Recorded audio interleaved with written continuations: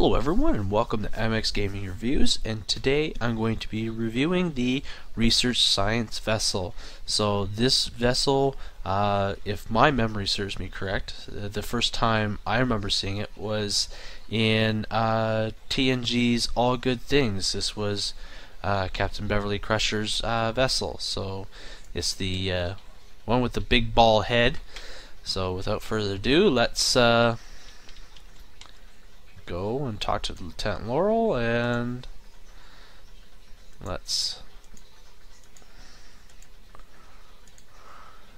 and it is a tier 3 ship you can get once you reach the rank of 30 or commander. Obviously it is a science vessel. So with the stats here, you get a lieutenant tactical, a lieutenant engineering, a commander science, and an ensign science. So for consoles, you get 1 engineering, 1 tactical, and 3 science. I think that's kind of a major drawback with the tactical and engineering consoles, but that's the one that they've decided to give. So for weapons, you get 3 fore and 2 aft, base hull of 18,000. Yep. Shield modifier of 1.3, base crew of 400, base turn rate of 13, impulse modifier of 0.15, and inertia rating of 40. You also get 3 device slots. Because this is a science vessel, you get plus 15 power to auxiliary systems, subsystem targeting, and sensor analysis. So that's the stats for the research vessel. Now moving on to design. Here we have the Olympic class. I believe this is the same one that Beverly Crusher commanded. As you can see, the saucer section is a giant ball. It's pretty much what it is. So you have your main deflector dish right there. Oh, I zoomed in too far. You have your main deflector dish there. Ooh, and then you have a secondary deflector dish right there. Kind of looks like a Cyclops with a very, very sad face in a sense. So this I really like the kind of the design of this because it is different. I know there's an earlier ship that had the big ball. I'm not sure what that ship is, but anyways, continuing on, I do like the neat design of this vessel. It's not your typical looking Federation ship. So then we have the hull here. It's kind of it's very, very thin at the top here. Kind of flat. Does have some raised areas here. You have the impulse engine at the back, and at the bottom here, this is where I guess most of the living quarters and end stations are, is right in here in this bottom piece here. It looks like a separate attachment. It looks like this piece can almost like detach in a sense, but I don't think it does. So, and then we have the pylons. They sweep back a bit, and obviously they curve upward.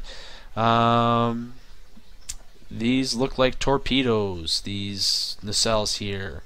So you can see the ram scoops here. Armored at the top, not so much on the bottom. You have very long ports or viewports where you can see the nacelles here, and then you have fins on either side and at the bottoms. And at the back here, looks like you can see more of the. Trying to get a good view here. You can see the back of the nacelle here.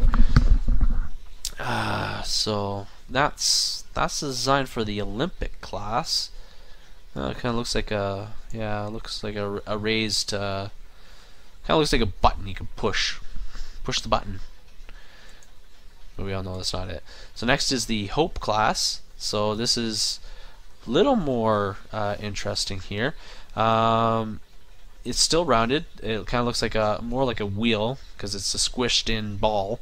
So kind of looks like a giant tire.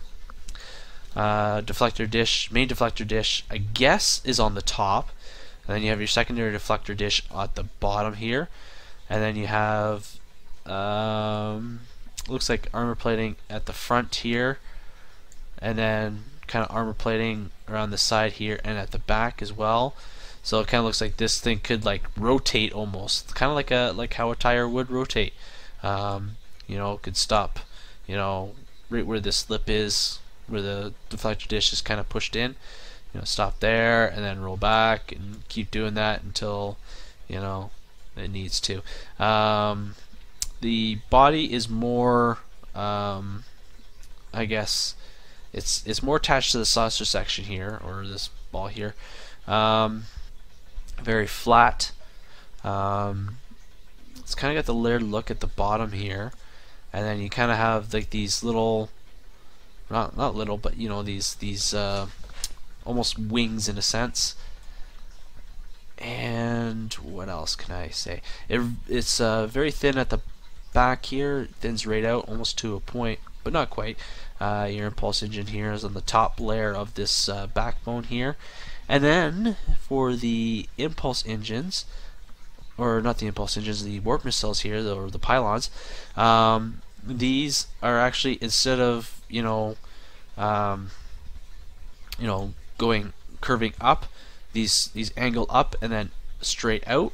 So it kind of looks like what's the word I'm looking for?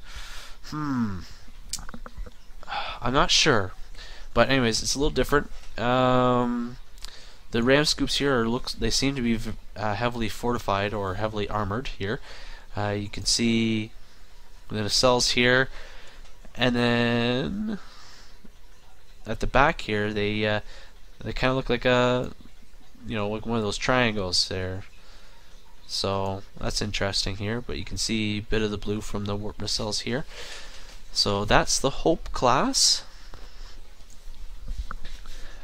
Let's see here.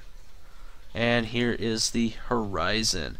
Horizon is fairly interesting in that it is still a giant ball, but I guess this is the main deflector dish, and here's your secondary. Sorry, my iPad is falling over. So you have inside here, it looks like a giant giant tunnel that leads to the rest of the ship, the back of the ship here, and then you have, looks like this looks like a giant force field around it, and it's held by these two brackets in the middle or on either side here. And then let's see here. Again, looks like this looks like the ball could like detach if it wanted to from here, and then nice and looks like a nice looks like it's kind of a slide almost, where it goes down and then you and then you kind of go up like a water slide almost, the way the water slides are. At the back here you have your impulse engine. Let's see here, and then at the bottom here, instead of curving, it curves upwards, and then and then it's got another, looks like another layer to it, and then it curves downward. So at the back here, it's a nice little hump, and that looks like where most of the living quarters are probably. The warp nacelles, I don't see any ram scoops. I see a lot more of the nacelle than anything. Very, very thin, very long, and at the back here, it cuts off at the bottom here, but the top keeps going there. The pylons here, they sweep upward a bit and back. Kind of looks like almost a bird ready to dive to get fish or something. That's what it kind of looks like to me. So those are the three classes or variants: the Hope, the Horizon, and the Olympic. So now let's move on to my loadout, which should pretty much be, it's been fairly similar with the last three. So I have the Tetrion beam arrays, both front and aft here, and then I have my wide-angle quantum torpedo, Jem'Hadar set, Obli subspace rift warp core. Let's see here, weapon and shield batteries, and then my subspace field modulator. Neutronium, 3 shield emitters, and then my pulse generator for my Tetrions. So that's that. Not really anything special there. My stations here, I have Fire at Will and Torpedo Spread 2. Engineering Team 1 and Reverse Shield Polarity 1. For my Lieutenant Commander Science, I have Transfer Shield Strength, Energy Siphon, and Feedback Pulse 2. And for my Ensign Science, I have Shield Emitters, or Hazard Emitters, I guess. So that's that for that. And then what I'm going to do is I'm going to pause the video, and I'm going to, I know my tray is set up, I just set up before I did the video. So what I'm going to do is I'm going to go to the Delta Volantis cluster, and then we're going to go and just do a quick fight, maybe with 1 or 2 ships, and then that should be it. Alright, so I'll see you in a bit. Oh, I forgot to hit the button here.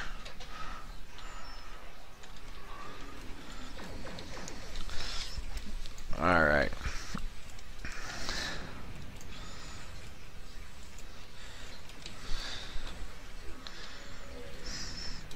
Alright, here we go, there we go.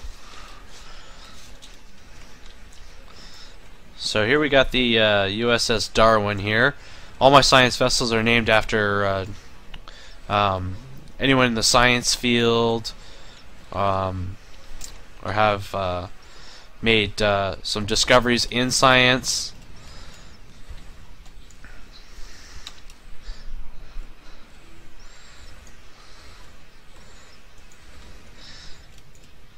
Alright, let's steal some power from this guy. Alright, let's knock out his shields. I think I saw one go offline.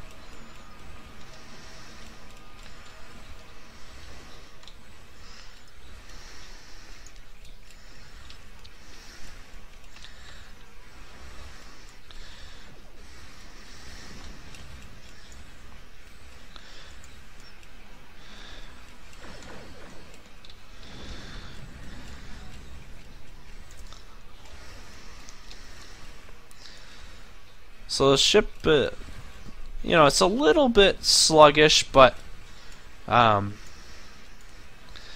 turn rate is actually very, very nice.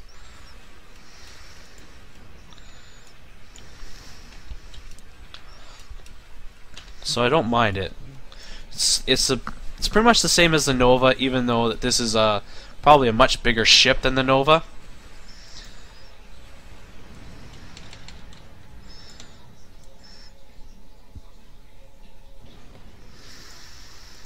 Alright. Yes. Let's get that over and done with. There we go. Alright, so you know what? Might go for 3 baddies just to see here.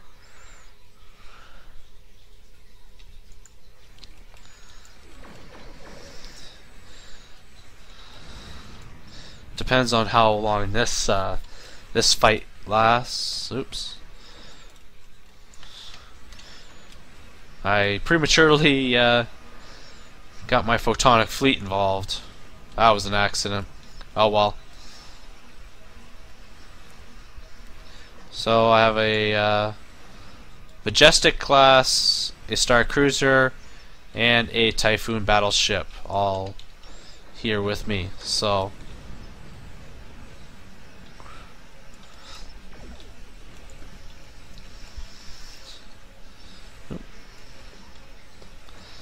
sensor analysis.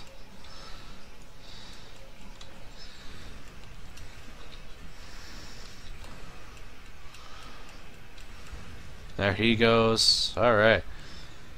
And apparently I got a accolade for that. Alright, I need to turn around. Alright. Alright, there goes my photonic fleet. Goodbye, gentlemen. Thank you for helping me.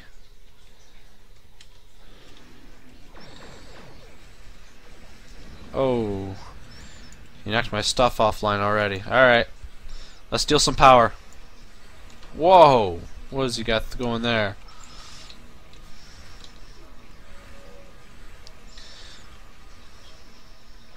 Alright, let's knock your weapons out. Ooh.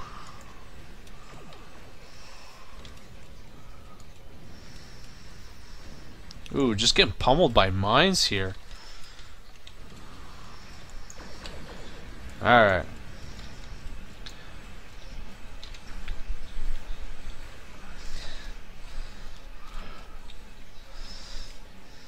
Oh, it's not too bad. Alright, let's do some shield reverse shield polarity, and let's hopefully you can take back some of that damage.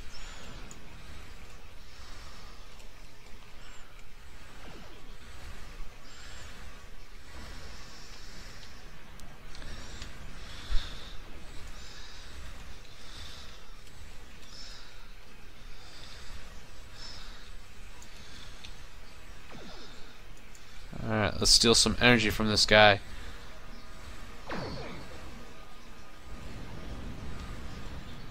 Man, this guy just loves his mines, doesn't he? Ooh.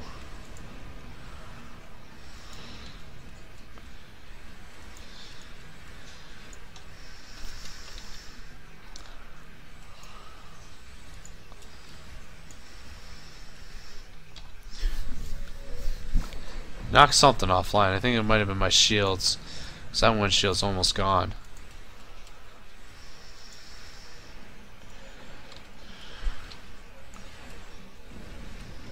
Ooh.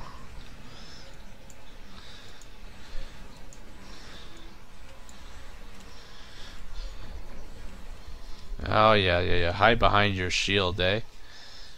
Yeah, that's not gonna work for you. There we go.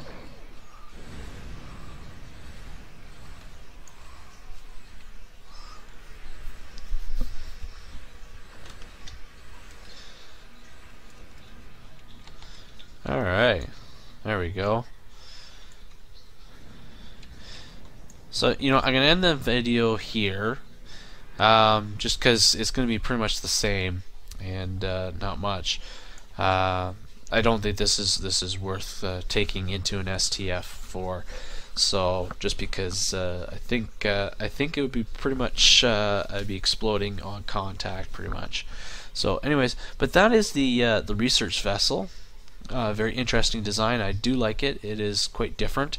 It is a science vessel, obviously. So don't expect you know, the firepower to be awesome. Don't expect you know, the hull points to be just as awesome. But what does have going for it is a nice turn rate for a semi-large ship. It is decent. Most definitely go with this vessel if you are science, or if I'm not sure, but sometimes other tune classes work better in other class ships other than their own classes. So this isn't a bad ship. Again, the drawbacks are only one engineering console and one tactical console, which does hurt this vessel a bit. Anyways, that's my review. Thank you for watching. Live long and prosper, and we'll see you out there.